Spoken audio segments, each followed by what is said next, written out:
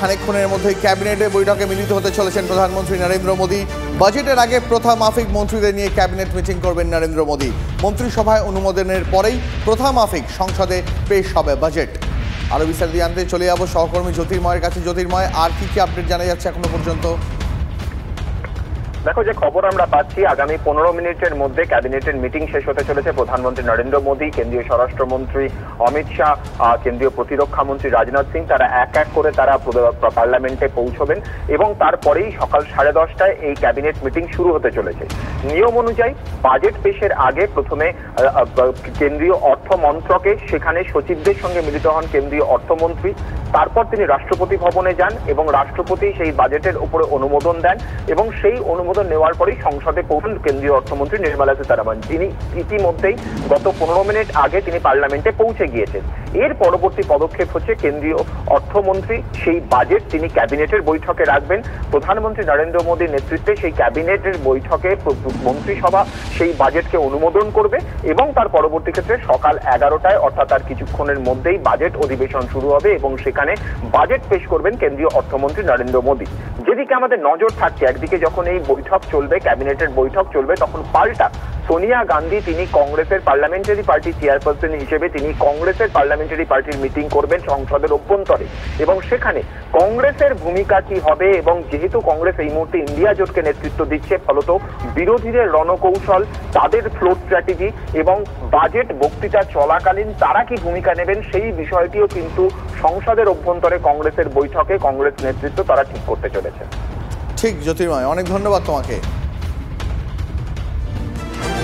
হাতে আর মাত্র কিছুক্ষণ, তারপরেই রেকর্ড করে নতুন সরকারের বাজেট পেশ করবেন অর্থমন্ত্রী নির্মলা সীতারামন। মোরারজি দেশাইয়ের রেকর্ড ভেঙে টানা 7বার বাজেট পেশ করবেন নির্মলা সীতারামন। নর্থ ব্লক থেকে রাষ্ট্রপতি ভবনে যান সীতারামন, সেখান থেকে সংসদে কেন্দ্রীয় অর্থমন্ত্রী। এবারের বাজেটে অর্থমন্ত্রীর সামনে সবথেকে বড় চ্যালেঞ্জের নাম কর্মসংস্থান।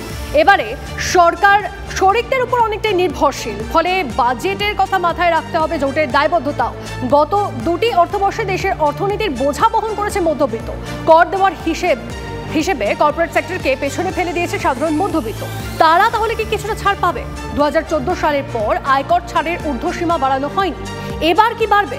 একাধিক চ্যালেঞ্জের সামনে দাঁড়িয়ে নতুন কোনো দিশা দেখাতে পারবেন কেন্দ্রীয় অর্থমন্ত্রী? নজর সেদিকে। फास्टेस्ट ग्रोइंग इकोनॉमी जो है और हमारा ग्रोथ भी जो अच्छा है, उसके लिए पूरक जो होगा वैसा ही बजट रहेगा।